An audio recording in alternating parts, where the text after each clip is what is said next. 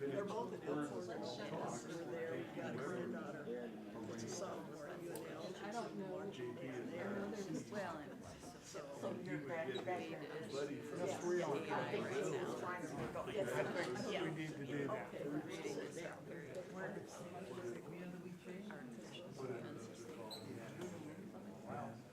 Yeah.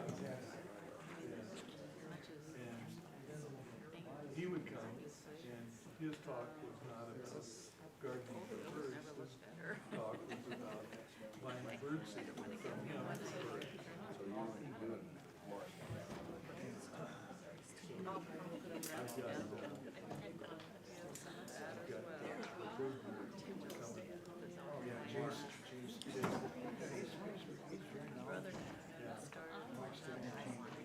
He's pretty good speaker. Yeah. So he'll do very much.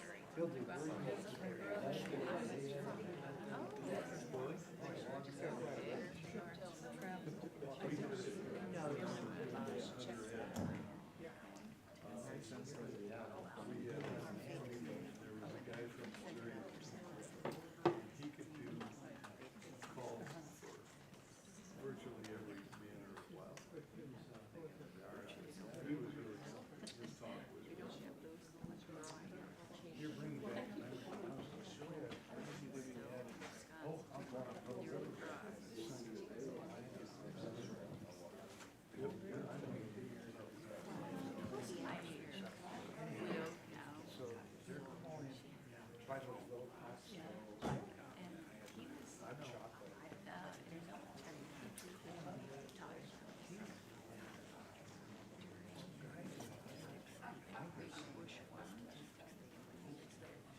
Good evening. Can you hear me here? Did you turn it on? It's on. Can you hear me? No. I'm gonna change to another microphone.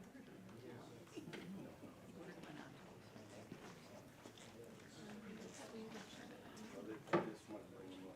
Oh, that's.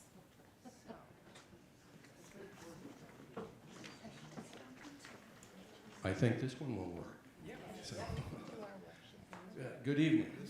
My name is Gene Hanlon. I'm chair of the Green Sanctuary Committee here at the Unitarian Church of Lincoln, and I want to welcome you, the people here here at the church, as well as those that are on the live stream, coming for this very important presentation. Here at the Unitarian Church of Lincoln, we take sustainability very seriously. We've added 98 solar panels on our roof.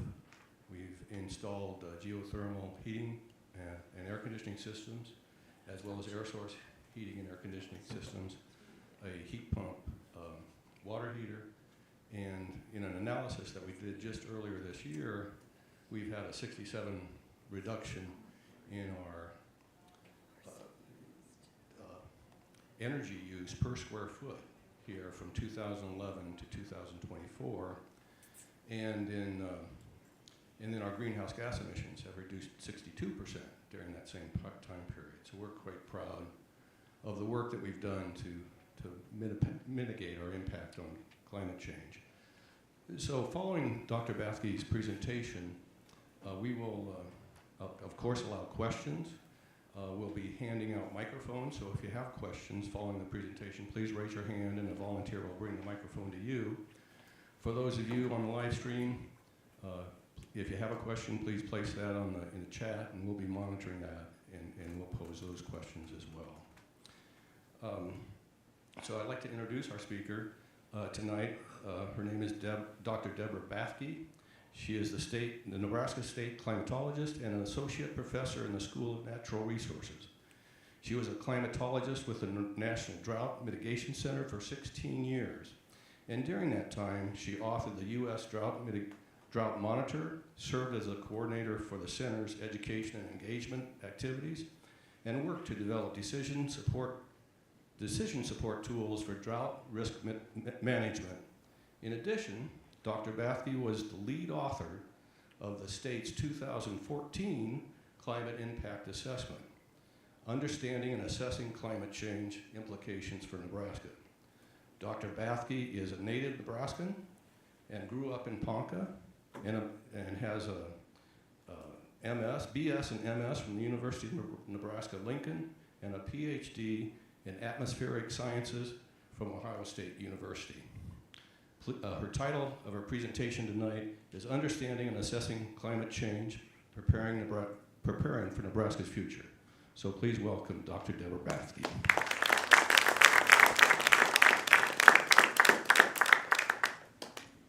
Thank you all for coming. I really appreciate it. I know I see some familiar faces in here, so how many people have heard me talk about this already? Okay, so it's probably not going to be a whole lot different, but please ask questions. Is that loud enough? Ask questions if you have them. Two things I'm probably guaranteed to mess up are the microphone and the clicker, so bear with me as I get used to that. And I'll just go ahead and get started. So I am not in the state climate office alone. There are 3 of us that do different components of it. In Nebraska, we're very fortunate to have 3 people who are state supported for the state climate office. So we are not on the smallest, least funded end of that. So me, the state climatologist, we have Ruben Benke, the Nebraska Mesonet manager, who's been working really hard to get funding and to install new automated weather stations across the state that have lots of new variables that will be really helpful for monitoring climate as well. So they have cameras, soil moisture sensors, a whole bunch of different variables that we didn't have before. And then Eric Hunt, who's the extension, he's got such a long title, extension climatologist for agriculture and climate resilience. I can never remember that unless I'm reading it. So he deals with most of the ag-related things, and we kind of back each other up, and whenever we can, like whoever's available, we'll do different talks and things like that. So it's the 3 of us working together for the office.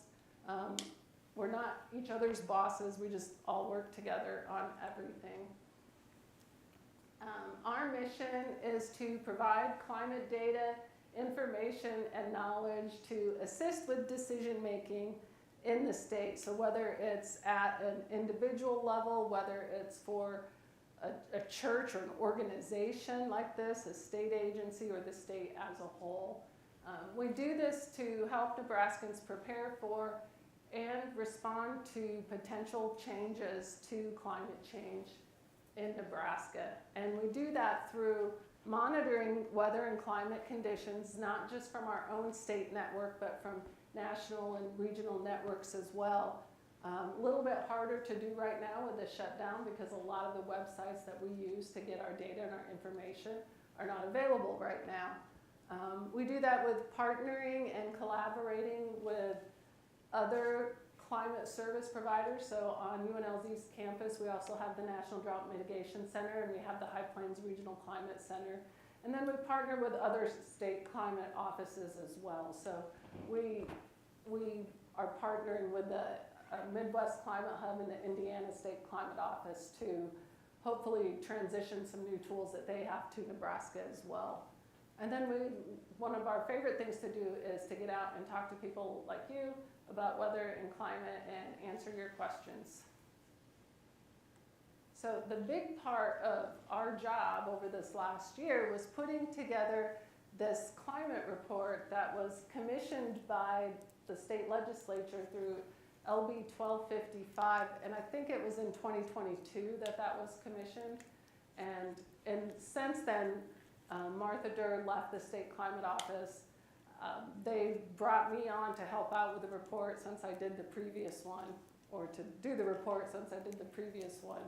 And we took a little different approach this time, partly because of how much more, I didn't think it could become more politicized, but it did become more politicized over the last 10 years. And so this time, instead of just having 4 people who wrote the whole thing, we had 21 lead authors that worked on different chapters, and then we had an additional 17 contributing authors.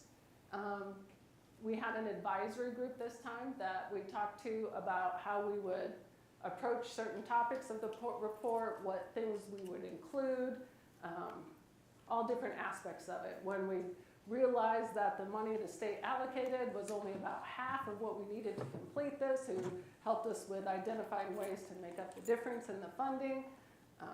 We spanned 4 colleges and university campuses, so we had UNL, we had the Med Center, we had the Nebraska Indian Community College, and we had Creighton as well on there.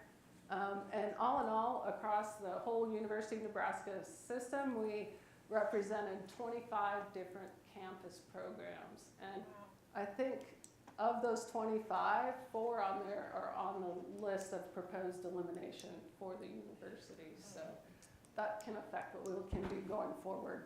And then we also had, because peer review is part of science, we had individuals who are not directly involved in writing the report do that review process for it. So each chapter had at least 2 people review it that weren't involved in the writing of the chapter. And some of those came from like the U.S. Department of Agriculture, the National Oceanic Atmospheric Administration. Some came from other universities, some came from other departments within UNL as well. So that was really an important part. We wanted to make sure we were as scientifically sound as we could be so that we could counter any criticism that might come based on our work.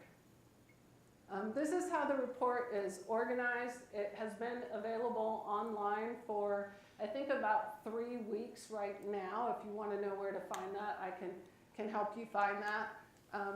And it starts out with just the global context, kind of what's happened on a global scale with climate change, and then what are we observing in Nebraska, what's projected for the future.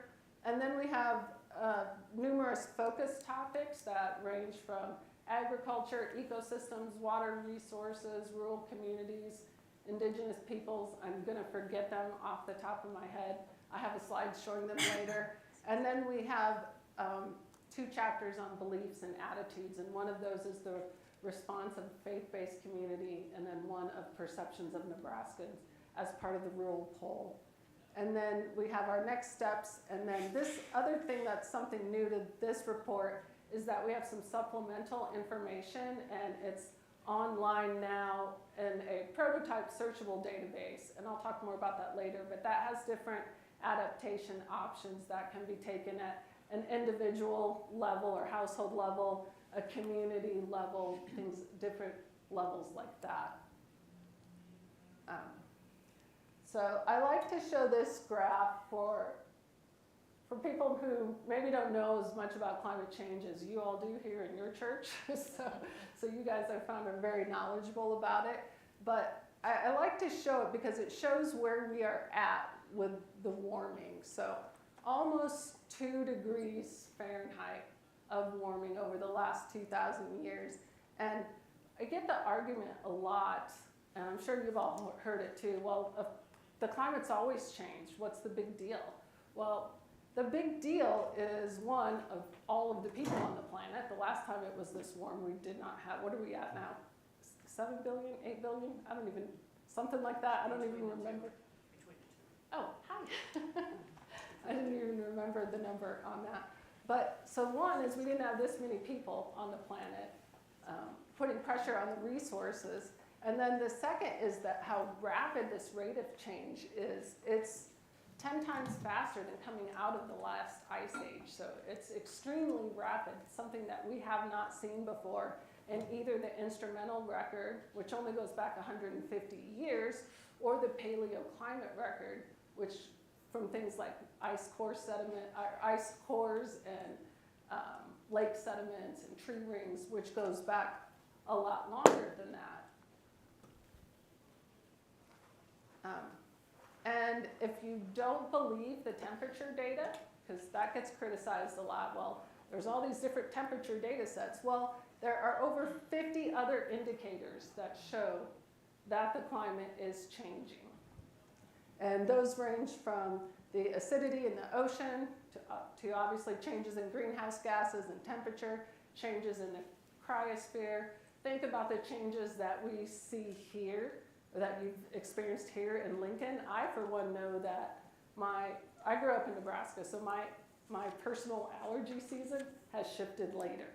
Like, I'm like, can we get a freeze already? And I've noticed differences in snow cover since I've spent all but 10 years of my life in this state. And I'm sure many of you will have similar stories. And at some point, I would love to talk to you about your stories. And if you're ever willing to share them, we are creating a database of like climate stories for our state climate website. This is another figure that I like to show as well. And this shows the period of the instrumental record. These are called the climate stripes. So it shows you like what the anomalies have been, how much warmer it's gotten. So you can see how much warmer we are now than say back when I was born in 1970, how rapid that warming has been. And yes, I just gave you all my age. So. But this graph here has some things on it that I like to use for countering skeptics. Maybe this will work for you, maybe it won't work for you, but that's why I included it here. And of course, it depends on what a skeptic may be bringing up to you, what information you want to use to counter it. But one of the things that I like to talk about is that this is not late breaking, like new science. This is 200 years old science. For the discovery that greenhouse gas, that carbon dioxide is a greenhouse gas and causes warming. So 200 years ago, we had those early discoveries and concepts. So this has been going on a very long time. It's based on, you know, the laws of physics. And then we had a gap in between there. And in the 1940s, so after we got through some world wars there, we started doing more monitoring. It's funny how maybe it's not funny, but the advances in meteorology coincide with wartime. So we have increases in forecasting ability based on wartime, increases in radar based on wartime, observation systems, you know, the use of drones for monitoring with wartime. So we saw a lot of advances because of those periods of war, and we started doing more applications with them towards climate science, and that's when we started doing those very early climate models. And this was a fact that I just learned last fall from a research article that in I can't remember if it was 78 or 79, scientists at Exxon used climate models and warned their executives that the continual burning of fossil fuels was going to cause a warming of the planet. And they modeled this, and that model was shown to be accurate. So for 50 years, scientists have been accurately modeling those projected changes in greenhouse gases. And so we understand that process, we understand how it works. The part that we don't understand, and the hardest part of all these models, is what are policies going to be? Like, if we would have guessed that all of a sudden we're going to go back to, like, drill, baby, drill, and let's burn coal again. So that affects what our predictions are. So certainly human behavior and policy is the hardest thing to put into these models. And now I've lost all my, let's see, probably 1996. I'm trying to remember, I was in grad school, 1998 maybe. Jim Hansen testified before Congress about greenhouse gases and the need for national policies to reduce that. Again, our policies come and go with each administration. In the 2000s, we started to see international actions like Kyoto Protocol, the Paris Accord, different agreements like that. We started to see that action. The U.S. is sometimes involved in them. The U.S. is sometimes not involved in them. We're currently not involved in them. 2014, there was a study that showed there was a 97% consensus among scientists. So it's not a 50-50 debate like the media shows. It's a 97% consensus in 2014. Now it's up to 99.7% based on the latest review of the literature. And the latest thing now that scientists are working on is what's called attribution science. And that is, can we say if a particular event, like the 2012 drought, was enhanced by climate change? Can we say that a hurricane was stronger because of climate change? Those are the types of things that scientists are working on. For the 2012 drought, they've shown that it wasn't the level, like climate change didn't necessarily affect the level of precipitation, but because the temperatures were so much hotter, that impacted the drought. With hurricanes, I think they're probably being, I can't remember, it was like 5 to 10 miles an hour, maybe, don't quote me on that, stronger based on global warming, having warmer oceans and a warmer atmosphere. So that's the thing that scientists are currently putting a lot of their effort into. These reports, such as the Nebraska report, it's not a standalone. It's part of a whole series of reports. The Nebraska report builds upon the national reports that are legislatively mandated. We don't know if the next one will happen because the team that was set up to work on the next one has been disbanded. So we don't know if that will actually happen. The site that houses the national climate assessments is no longer available, but fortunately lots of scientists and groups downloaded all of them and made them available on alternative websites. So if you're ever looking for something like that and you can't find it, let me know, I will help you. And then there's also international reports that have been happening since 1990. And this graph shows you kind of where we've come. From that first report in 1990, the consensus among scientists was that this unequivocal detection of climate change in the instrumental record is not likely to happen for at least a decade. So we're probably not going to see it in the record for at least a decade, to now, or at least in November of 2023, when the last assessment came out, that climate change is happening. It's partially caused by humans. That's an established fact. So that's where we've come since 1990.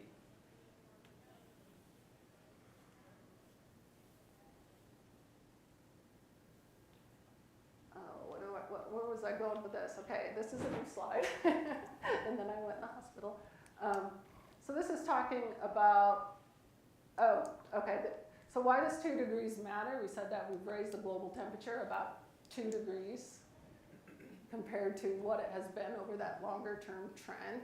Like, why does that matter when we have bigger swings than that in like a day, in an hour, maybe less in Nebraska? You know, you blink and then all of a sudden you need a sweater, right? But to keep in mind that when we're talking about that 2 degrees, we're talking about the whole system. And think of the incredible amount of water that is in our oceans and the amount of energy you need to raise that 2 degrees. So that's the difference. We're not talking about a specific day, but we're talking about the whole system. It's incredible amounts of energy. And how that 2 degrees manifests itself, it depends on where you are in the world. It depends on the time of year. It depends on how you're impacted by it. It depends on socioeconomic status as well. So there are a number of things that affect how we experience that 2 degrees of global warming. In Nebraska, for this analysis that we did, this is one of the things that's different from the last report. We actually did our own analysis. We didn't just rely on the national maps from the national assessment. So that enabled us to see more variation across the state. And in Nebraska, we can see that warming is happening in all season, in all parts of the state. And that the biggest warming that we have seen has been in the panhandle and the central part of the state during winter. In Lincoln, it's not quite as much in this part of the state. Let's see, the least is in summer, the least warming that we've seen, which seems kind of contrary, but we'll talk about that in a minute. Other changes and ways that we are experiencing that is in the average number of days with snow on the ground. So think back to, I don't know, I think back to growing up in the 70s, 80s, even 90s. My family up by Sioux City, we would always go sledding on Christmas Eve, guaranteed. Every year, sledding on Christmas Eve, there would be snow, pretty much snow on the ground. Now, I don't even really remember when we've last had snow on the ground on Christmas. So think about those changes like that. I remember now like playing football outside in a t-shirt sometimes on Christmas. That's not the norm either, but so that's another way that we experience that in Nebraska. Norfolk gets the record with 15 fewer days. We experience it in the number of days with minimum temperatures that are above freezing. So we have 14 more days above freezing in a year. So 14 more days for things to grow, 14 more days for pests to affect crops, for ticks and things to affect people. 14 more days for my allergies to make it look like I'm crying whenever I go outside. So winter is definitely changing. We see it in the plant hardiness zones as well. Any gardeners in here? I kind of am if you count like neglect with plants. They have to be very hardy and thrive on neglect for me. But so we've gone from 2012, so from the last report, our zone was 5B, our gardening zone, and now we're zone 6A. So we've had a shift in gardening zones since the last report has come out. We see differences in summer as well. So this is the difference in the average number of days with max temperatures greater than 95 degrees Fahrenheit. So those really hot days. And we can see, compared to the previous decades, that they've had more of those days in the western third of the state, in the Panhandle region. But here in the east, we've had fewer of those really hot days. Has anyone noticed that? That it still feels miserable. Like at some point, hot is just hot, right? And it doesn't matter if it's 94 or 96. So what do you think is causing that? And if you've heard me talk before, don't say it. Well, I can tell you that we used to grow wheat and we harvested it, and the tens of thousands of acres turned bare in June, July. It was all dead. It wasn't pumping out any water into the atmosphere. And now it's corn and beans instead of brome grass. That's exactly it. The sheer amount of biomass that we have in this part of the state now, and the irrigation are keeping our temperatures lower. It takes more energy to heat up water than it does just dry air. So that's exactly right.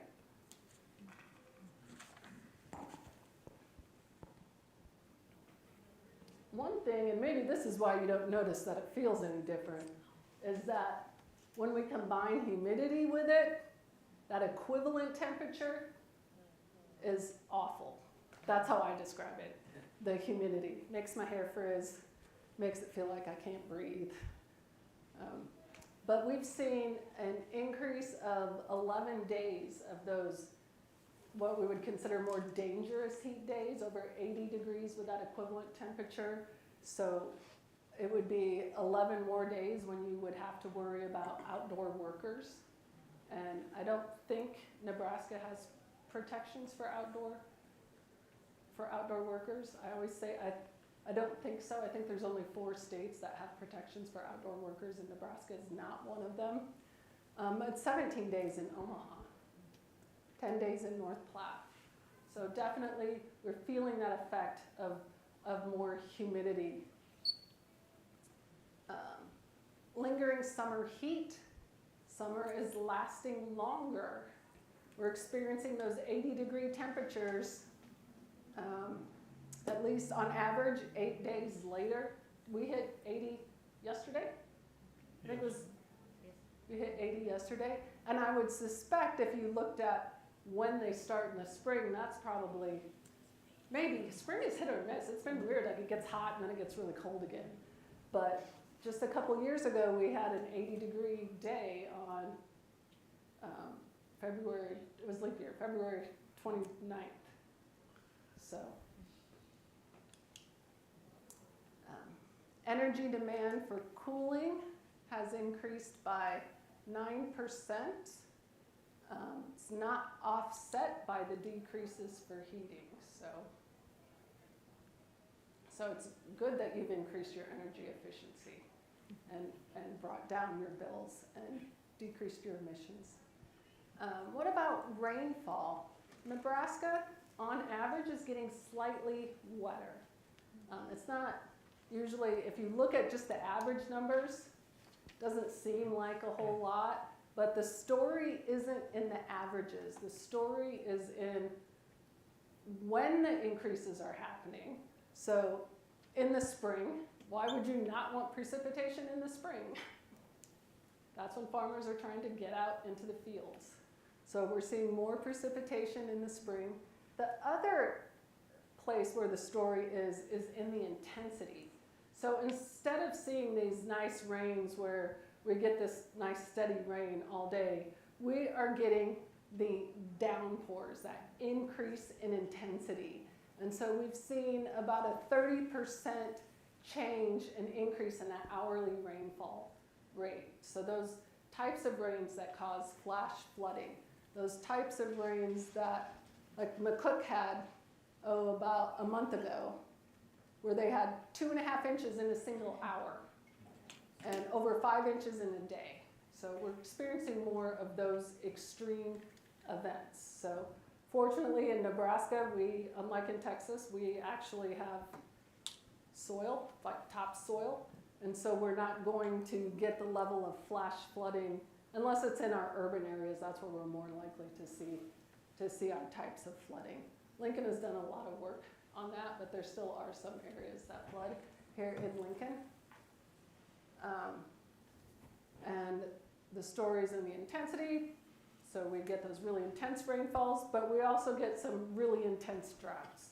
And when we look at this long-term record, we have not had droughts that last like the 50s drought. We don't, or the Dust Bowl era droughts. We haven't had these big multi-year droughts. I guess we had one in the 2000s. But what we are seeing is that their intensity is increasing. And that's in part because of that temperature component. We have really warm temperatures on it. This is showing I guess this only went back to 1950, but this is showing a Dust Bowl era drought. This is showing 2012 also with a dust storm along the interstate. So I used to only think of those when I lived in New Mexico, not Nebraska, but we are getting them here in Nebraska as well. Oops. This frequency in river flooding, the areas where we, push the wrong button, where we have the greatest frequency, the most occurrences of river flooding, are typically where we've got more population as well. I think I read in 2019, was it like 80% of the farmland there was flooded along the river? So that definitely impacts us. And we had big floods in 2011 and 2019, and both of those were what you would call 100-year flood or a 500-year flood, that there's, you know, just a 1% chance of that happening, but we had 2 of those within 8 years. And I remember the 2011 flood because I was pregnant, had to go to the doctor in Kansas City. Doctor said, you need to go tomorrow. Could not get across the river. So we're driving on the phone with my in-laws in Texas saying, find us somewhere where we can get across the river, because everything was closed that year.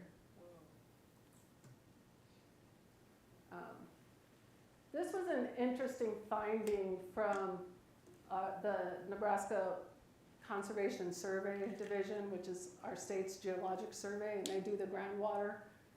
They do the groundwater maps that you see every year. They showed that, I'm going to push this and hopefully, does anything come on there? So, for example, during the 2012 drought, we had a groundwater decline of 2.5 feet. So that's our most extreme drought in recent years. And during the 2019 flood, we only had a rise of 1.6 feet. So that's something for our state to think about as we move forward. We're getting these really intense droughts where our groundwater levels drop, but we're not making that up in the really wet years. And that's not sustainable for us as a state. So next we're looking at what the future holds, so the climate model projections. That's my son right there. Just got braces yesterday. He's 13, and his friend. We're fortunate, Ross Dixon from the Department of Earth and Atmospheric Sciences is a regional climate modeler. And so what he was able to do is to do some modeling for us that's at a finer resolution than those global scale models that we used in the last report that are normally included in the National Climate Assessment. So a climate model is just a mathematical representation of everything on Earth. And so it represents things like the energy coming into the Earth system through, you know, solar changes, things like that, changes in land surface, ocean currents, changes in sea ice, all of that. And then the output, we get global temperatures, we get sea level rise. We get this output on a grid cell of about 60 to 120 miles. So look at what Nebraska looks like on this really coarse resolution model. And then what Ross did is did some downscaling of that to give us a resolution at 4 miles, about 4 resolution of about 4 miles. So it's much finer, and you can use it in things like hydrologic models. You can use it in ecosystem models and other types of models. So it makes that data more useful to us. So we're fortunate to have that. So everything that you see will be based off the work that Ross did for us from the department that is proposed to be eliminated. Nebraska, and when we look at what those models show moving forward, Nebraska's annual average temperatures continue to increase through the end of the century. The amount of that increase depends on our emissions. So moderate emissions, we are not at moderate emissions right now. Moderate emissions are if we take policies to reduce that increase, to help level things off, we cut back our greenhouse gas levels. We are currently, at least the US is, on the high emissions path. Fortunately, not everyone is on that same path. So when we look at what that means for, oops, that's not the slide I thought it would be, what that means for Nebraska, this is moderate emissions, this is high emissions. So this is what it would look like, let's see, by end of century. So we're at, what, 6 degrees versus 12, 13 degrees. So this is warmer than our warmest time in history. So like that Dust Bowl era when we had that long, prolonged, really hot temperatures. That could be our new normal for summertime temperatures. this is just another way of looking at it. So that increase for statewide annual average temperatures by mid-century would put us about to the climate of Norman, Oklahoma. We certainly don't want anything in common with Oklahoma, right? And we want even less in common with Texas. So by the end of the century, we could be at an annual average of 7 to 11.5 degrees Fahrenheit, so close to South Texas in terms of temperature. Fortunately, not humidity, but still we would have much more humid conditions with temperatures that much warmer. We would also expect more very warm nights. And so this is showing us the minimum temperatures greater than, so historical, we haven't had a whole lot of very warm nights. You know, we've cooled down below 70.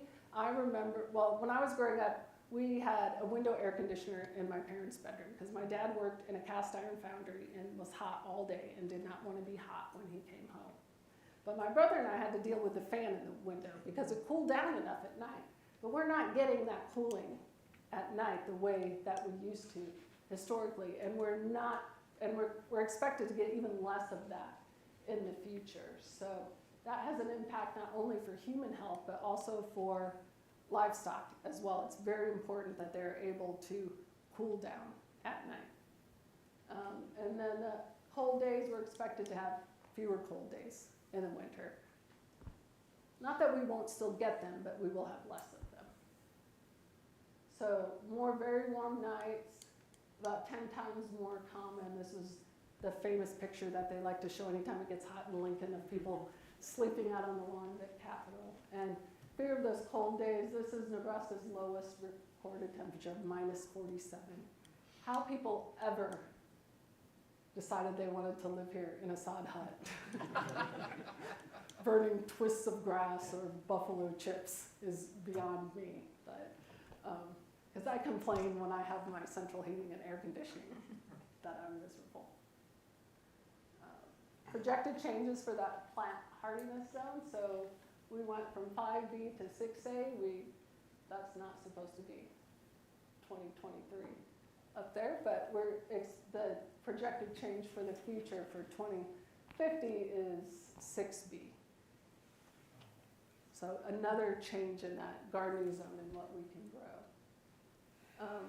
And look where the extreme rainfall events are supposed to increase.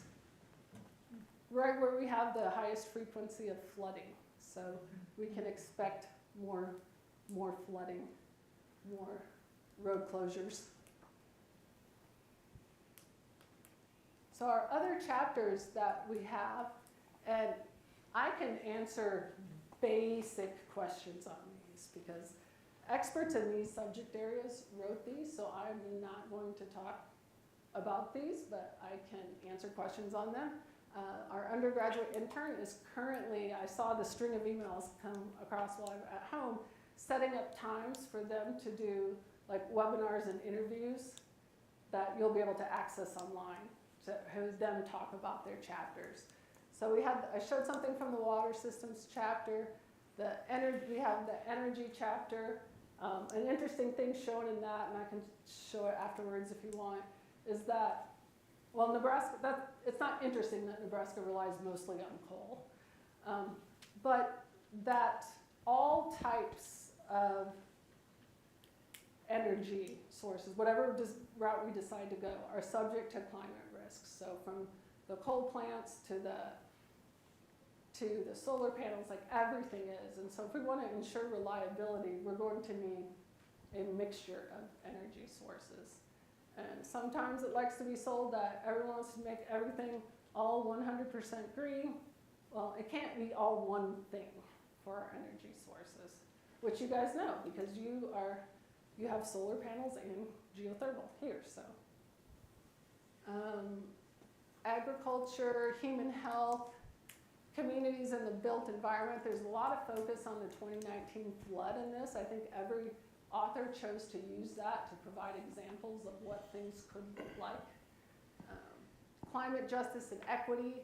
The response of the faith communities, that was an interview of faith leaders.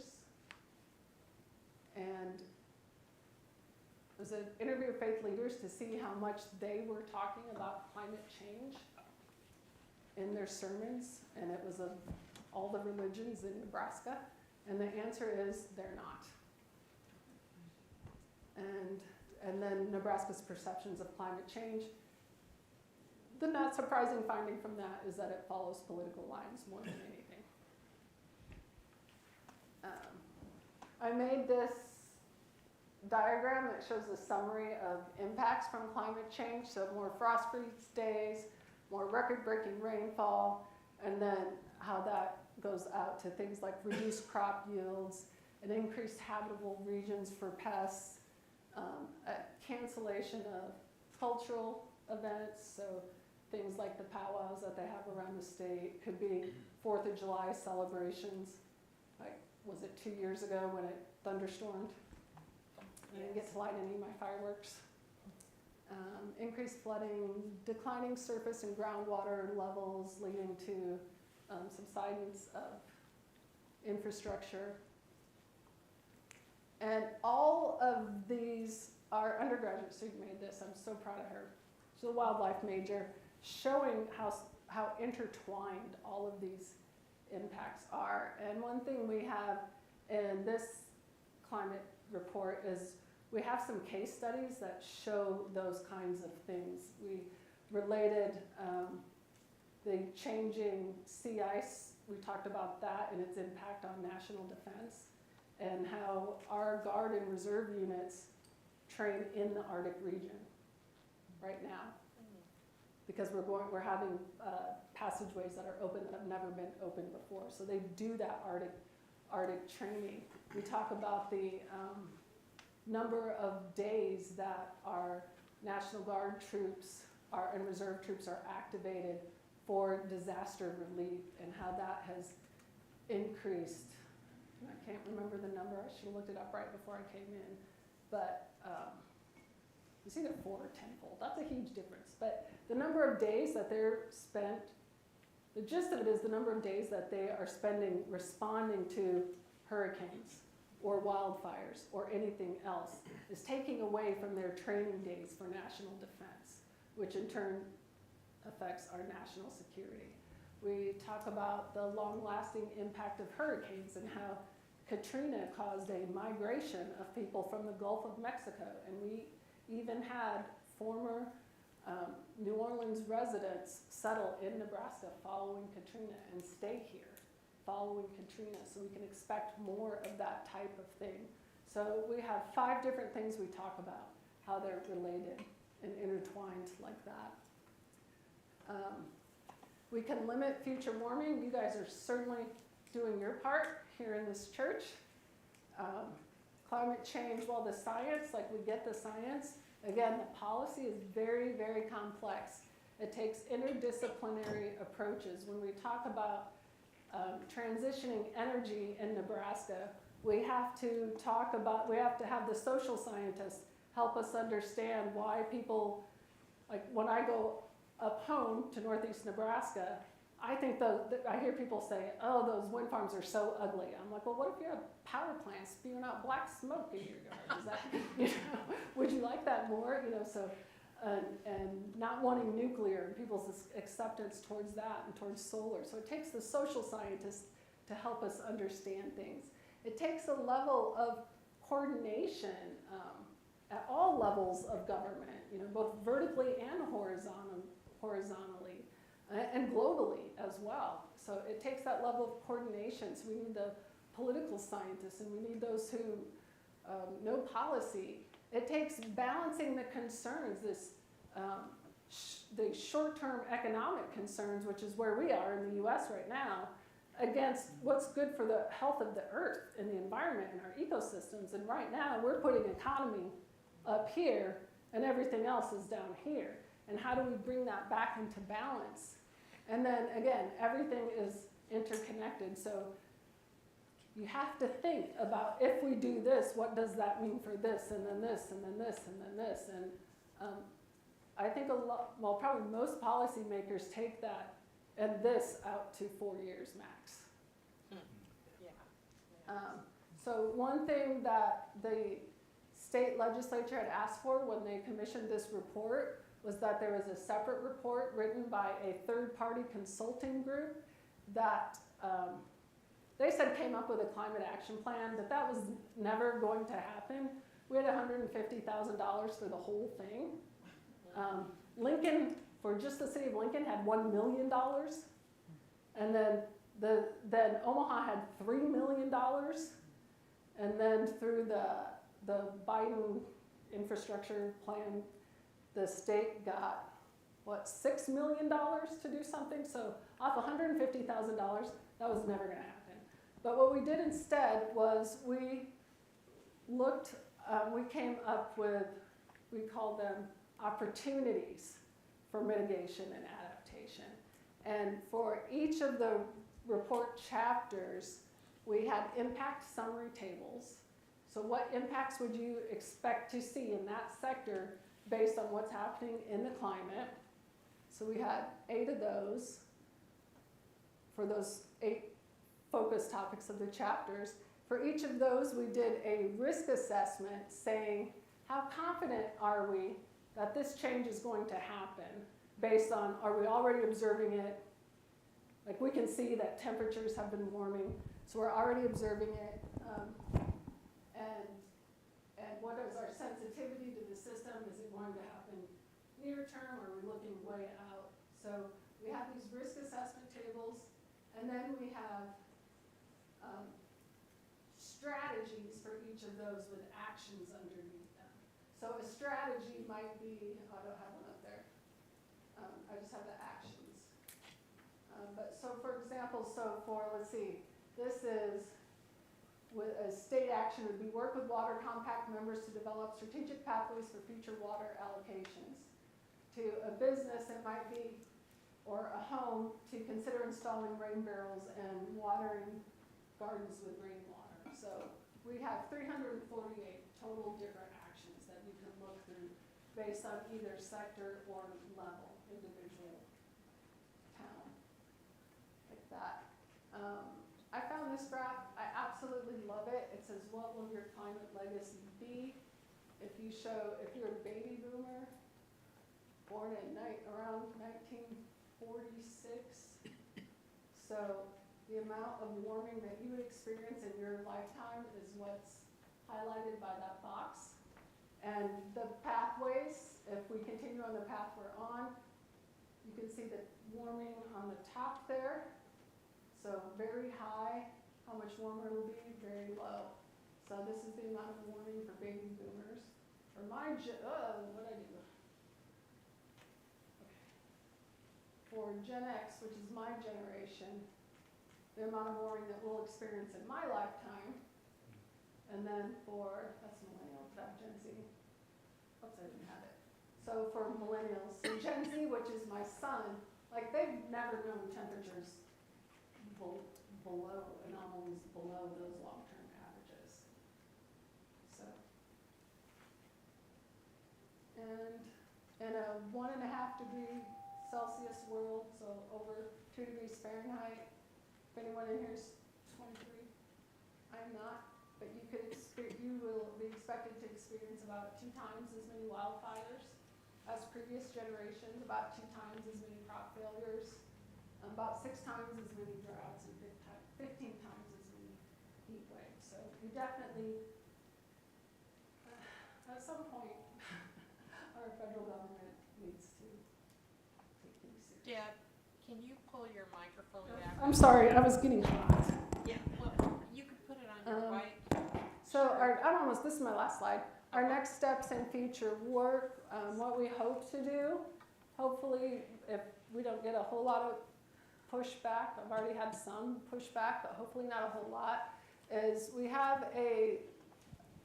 want to work with different groups, different communities and agencies around the state to come up with the needs, priorities, and also help identify resources to implement our series of next steps.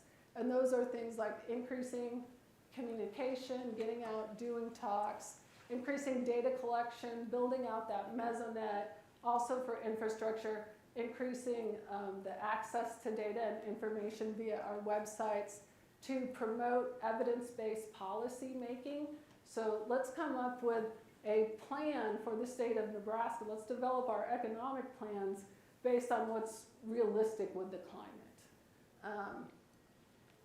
Education, so working with schools to tribal groups, nonprofit groups, helping get information out, coming up with a process so that we don't wait 10 years to do an update to the report again. And then each of the authors identified gaps and needs at the end of their chapter, and finding a way to address those gaps and needs with declining budgets and things like that. If you have questions, I'm happy to take them. If I don't get to your question, I would like to point out our new podcast that we were supposed to start this week, but we didn't.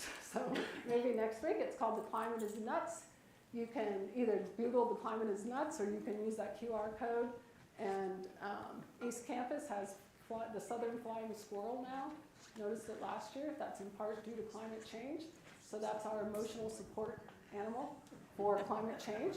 And if you submit a question and we answer it in our podcast, you can get either an East Campus Flying Squirrels t-shirt for free or the little plushie thing. So, all right, I'm going to take off this sweater because I'm dying. So if you have a question, just raise your hand and we'll bring a mic so that people at home can hear. Dean? Thank you for coming tonight and reporting to us. You depressed me a little bit because I graduated from high school in 1970 when you were born. But with that said, it brings up, flashback something to me that I had a fantastic teacher at Wymore, Nebraska by the name of Ron Eltisty that started embracing a lot of this climate stuff and it got us interested because Earth Day started in the 60s. But with that said, and that's when I got interested too in the Audubon and stuff.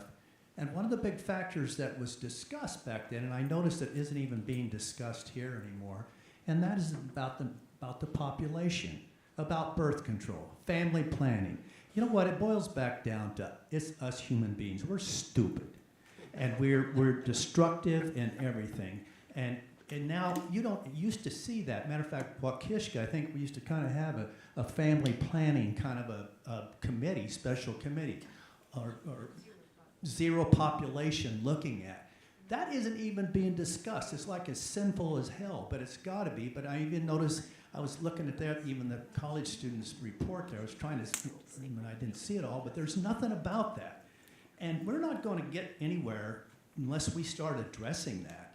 So anyway, I'm just sorry for my dissertation, but was that even brought up, and is it being brought up in the future? Because we've got to address this. It is. We did not talk about it in this report. We were on a condensed timeline, and we could not cover every topic. But agreed. I read a quote, and I'll probably slaughter it, but it was something like, the only people who think that we can have infinite growth on a finite planet are delusional or economists. So, I don't remember who said it, but it was to that extent. Not So. all of them, not all economists. I know, but The donut guys. Then Charlie Kirk made the maybe comment. politicians. Charlie is Kirk that- made the quote that have more kids than you can afford. You know, then you have people doing that, and Elon Musk with 12 kids. So It's so great to see all this wonderful work. I haven't seen it yet, so it's really She's just exciting. seen the stress part of it. Well, Deb and I have been friends for a long time. When you talked about, I learned all about RCPs, which you can explain from the last report. They don't use RCPs this time. Oh, right, okay. They use socio-economic Oh, that's right, that has changed. something. Well, 8.5 was the worst. Mhm. And the way you've been talking, I wondered, are you guys assuming that we're at 8.5? Or are we more in the 4 range? The US is at the socioeconomic pathways that they have now, they have different numbers, but the highest level one is assuming that that we prioritize coal, we prioritize economy, that we prioritize growth, that the consequence of that is larger inequality. So all the things that we're seeing right now are represented in the worst case scenario pathway up here. Now, Red Cross wants my blood donation. So that the high scenario is where the U.S. basically is, but not, So it's gotten worse. right, but not every country, fortunately, is like the U.S. right now in this capacity. I guess I have to watch how I phrase things so I can keep my job.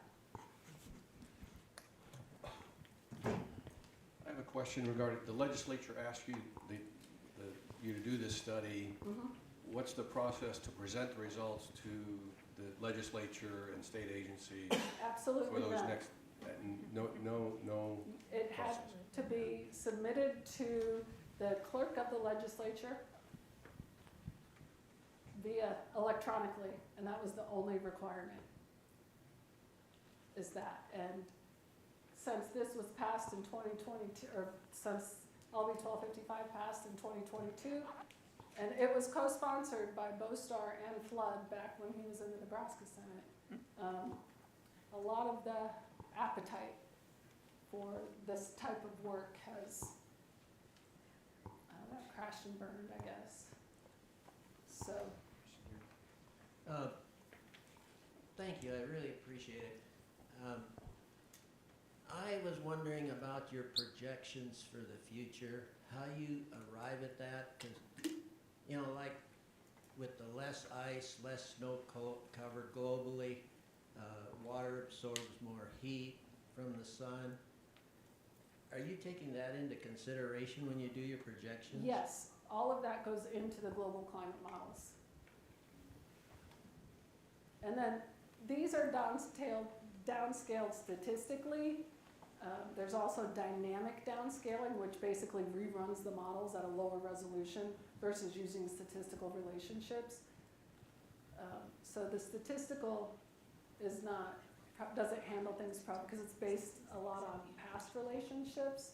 So it may not be quite as, I don't want to say accurate, but as representative. Like it won't handle things as well as doing a true remodeling of things. But that comes down to resources and time, money, which we did not have in this. So we were fortunate to get what we did get. Globally, I don't know how well proven it is, but there's several scenarios discussed where climate change begets climate change and it gets worse and worse, and it's a runaway train. So that the examples would be CO2 released from Arctic tundra, or Greenland melting faster because as it melts, it's lower and warmer, of course. Right. More of the edges are exposed. Are there any analogs within the state of Nebraska? We're far away from both of those situations. I don't know you're talking the tipping points in the climate system. And we're talking for the Earth as a whole, the tipping points. Nebraska, we are far away from those, and so that's why we have a section in our report like changes other places affect us because changes in the Arctic affect us, changes elsewhere, affect us. In terms of tipping points, there are definitely thresholds for certain crops. There are thresholds for cattle, and that's something that's on our next steps list that we're looking at. We've got some students starting to work with some of the climate data to look at how those might change when we pass those thresholds. Corn has like a gazillion different thresholds.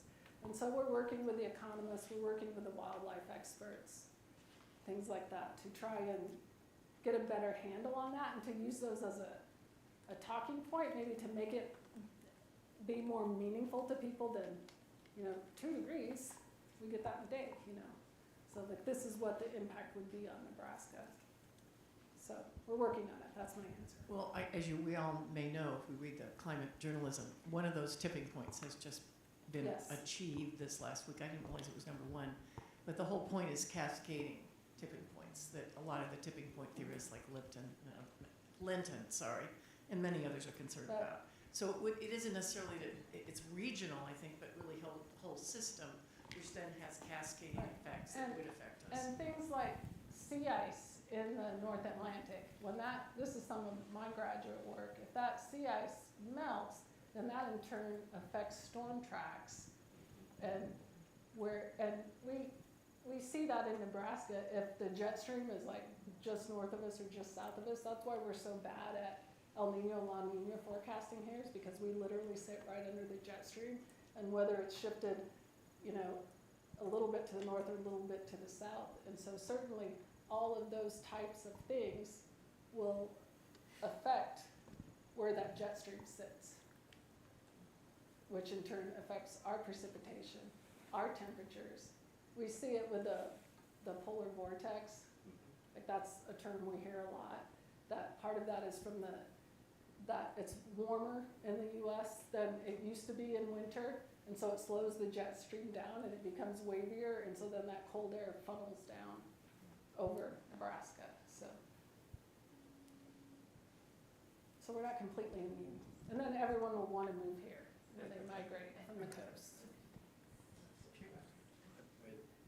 Hello.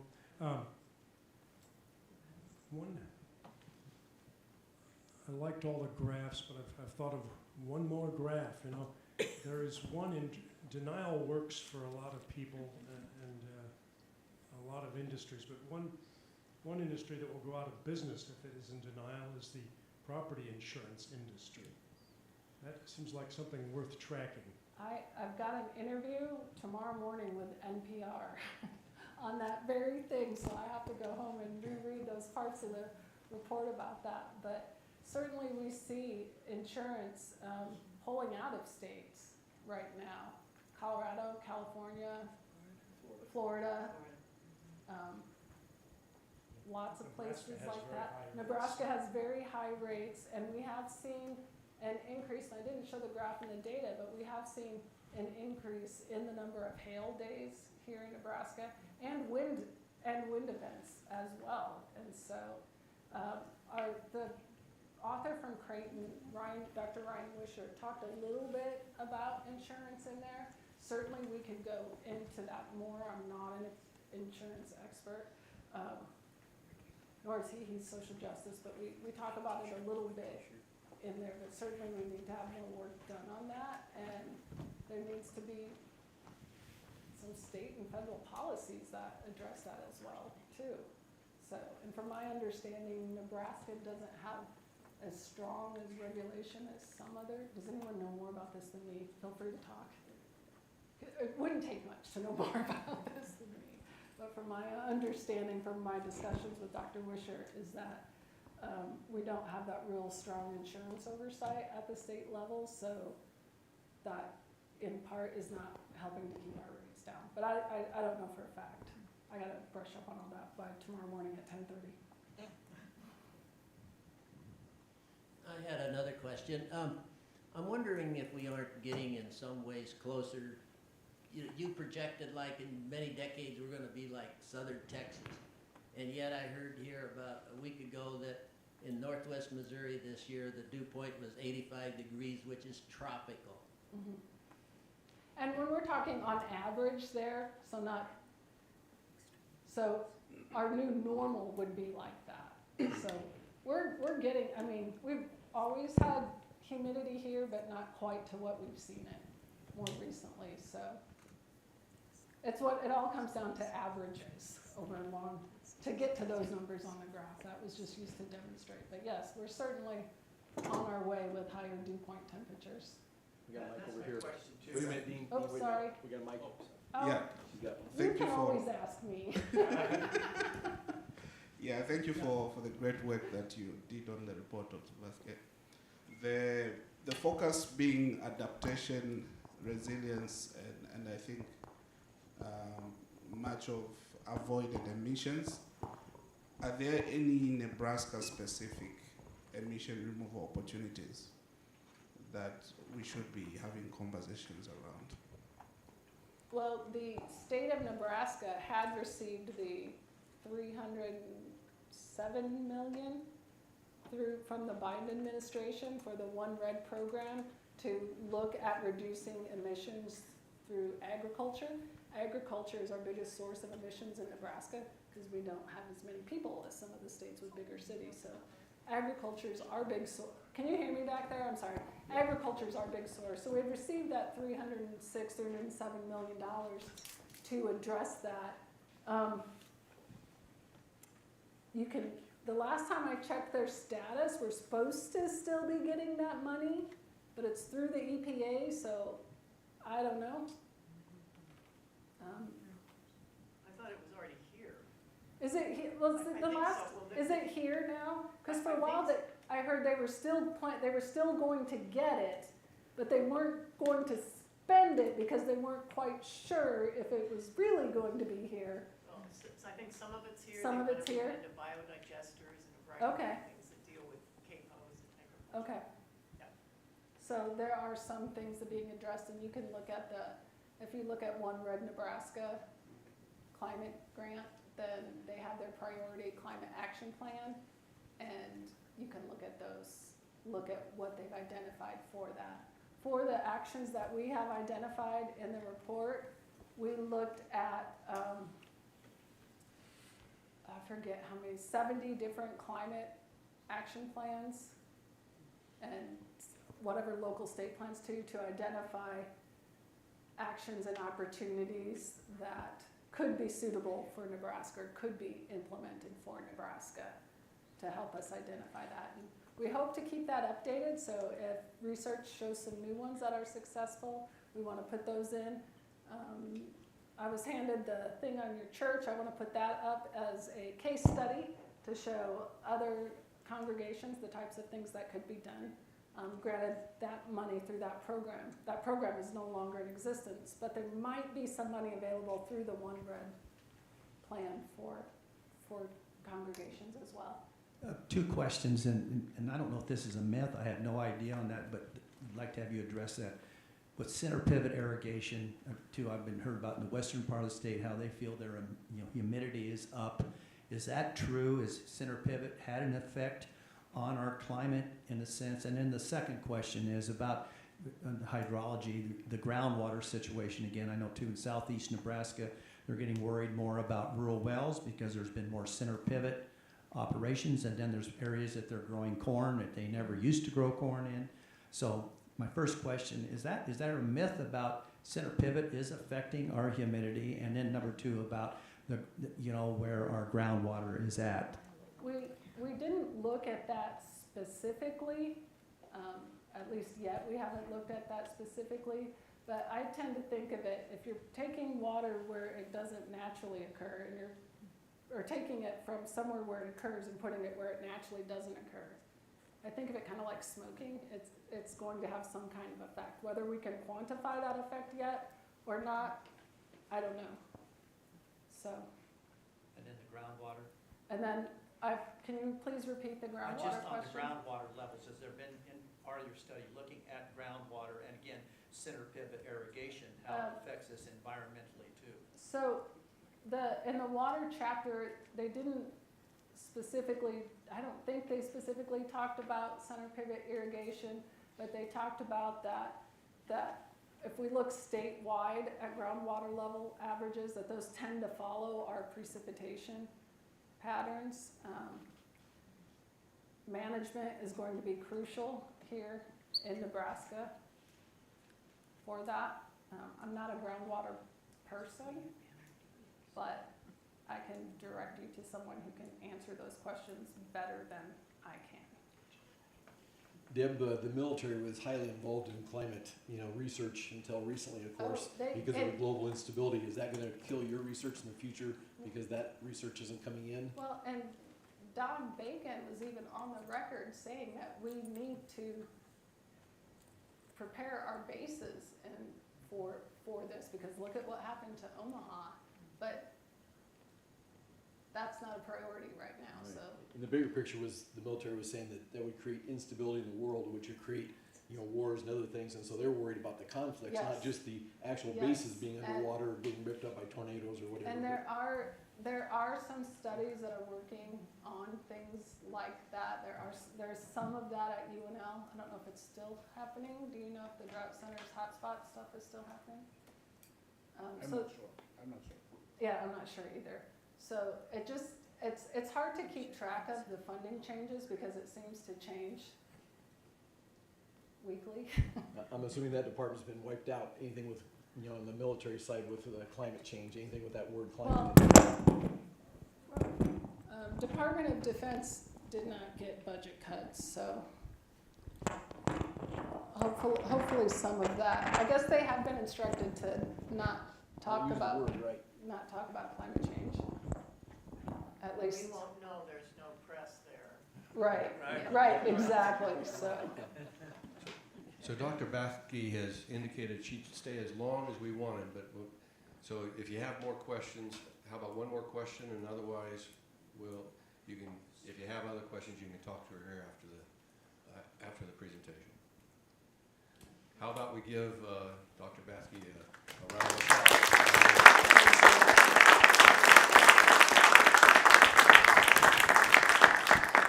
Thank you to all of you for showing up.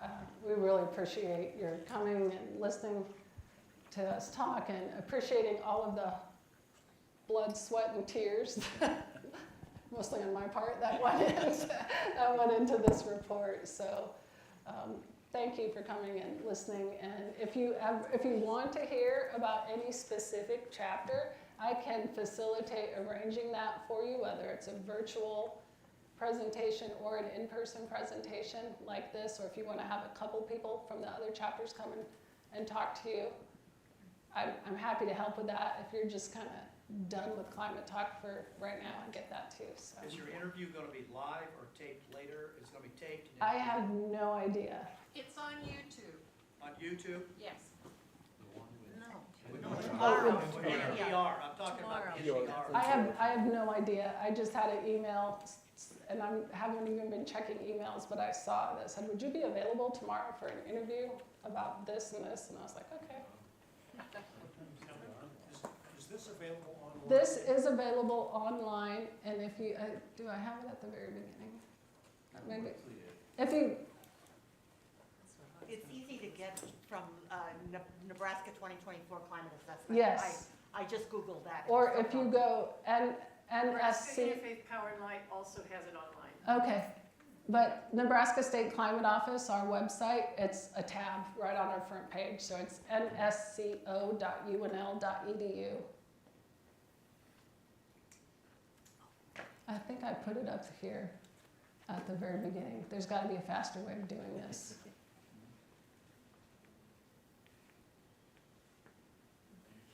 Because it's the very first. So at that website in yellow at the top, the tabs across the top of the website, the one on the far right is for the climate assessment. And you can download the whole thing at once, which I don't recommend because it's huge, or by chapter. So, and I am happy to answer questions one-on-one if you still have them. And thank you all. And if I didn't answer your question, come give me your name and I'll get an answer to you. Thanks. Thank you again. Does anyone want their picture taken so I can prove I was here?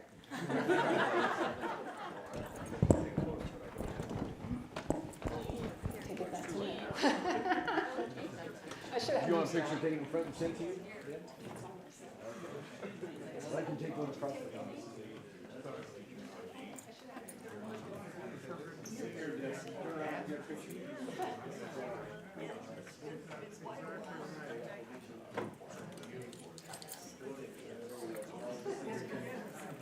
We need to do that. I'm sorry. Something. That's right.